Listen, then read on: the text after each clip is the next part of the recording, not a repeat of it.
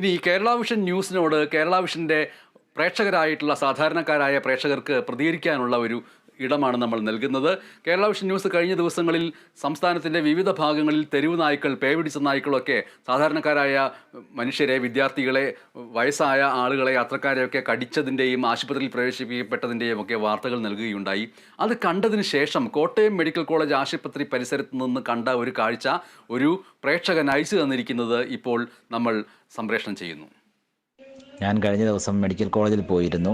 തിരക്കേറിയ ഫാർമസിയുടെ മുന്നിൽ അലഞ്ഞു തിരിഞ്ഞ് നടക്കുകയും അവിടെ കിടക്കുകയും ചെയ്യുന്ന തെരുവുനായയുടെ ദൃശ്യങ്ങളാണ് ഞാൻ പകർത്തിയത്. ഇപ്പോൾ കേരള വിഷൻ വാർത്ത കണ്ടപ്പോൾ തെരുവുനായയുടെ കടിയേറ്റ് പേവിഷബാധ ഉണ്ട് എന്ന് കേരള വിഷൻ ചാനലിനകത്ത് കാണിച്ചുകൊണ്ടിരിക്കുന്നു. ദയവായി ഈ വാർത്തയും കൂടെ കൊടുത്ത് അധികാരിലെത്തിക്കുക.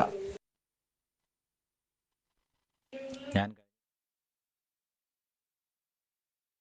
കേരള വിഷൻ ന്യൂസ് കണ്ടുകൊണ്ടിരിക്കുന്ന പ്രേക്ഷകരുടെ ശ്രദ്ധയ്ക്ക് ഇതേപോലെ നിങ്ങളുടെ നാട്ടിൽ, നിങ്ങളുടെ വീട്ടിൽ, നിങ്ങളുടെ പഞ്ചായത്തിൽ, നിങ്ങളുടെ ഗ്രാമത്തിൽ, നിങ്ങളുടെ പട്ടണത്തിൽ, നിങ്ങളുടെ നഗരത്തിൽ, നിങ്ങളുടെ വിദ്യാഭ്യാസ സ്ഥാപനങ്ങളിൽ, നിങ്ങൾ ഭക്ഷണം കഴിക്കാൻ പോകുന്ന ഹോട്ടലുകളിൽ എവിടെയും സാമൂഹ്യനീതിയുമായി ബന്ധപ്പെട്ട്, മനുഷ്യാവകാശവുമായി ബന്ധപ്പെട്ട് ഇതേപോലെയുള്ള എന്തെങ്കിലും ദൃശ്യങ്ങൾ ശ്രദ്ധയിൽപ്പെട്ടാൽ നിങ്ങളുടെ മൊബൈൽ ഫോണിൽ ചിത്രീകരിക്കുക, ഞങ്ങൾക്ക് അയച്ചു തരിക.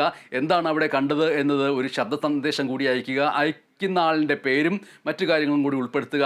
ഇത് പരിഹരിക്കപ്പെടേണ്ട ഒരു പ്രശ്നമാണ് എങ്കിൽ ആ പഞ്ചായത്തിലെ അല്ലെങ്കിൽ വാർഡിലെ മെമ്പറുടെ പേരും വിലാസവും കൂടി വോയിസിൽ ശബ്ദമായിട്ട് അയച്ചാൽ കൂടുതൽ ഉപകാരപ്പെടും.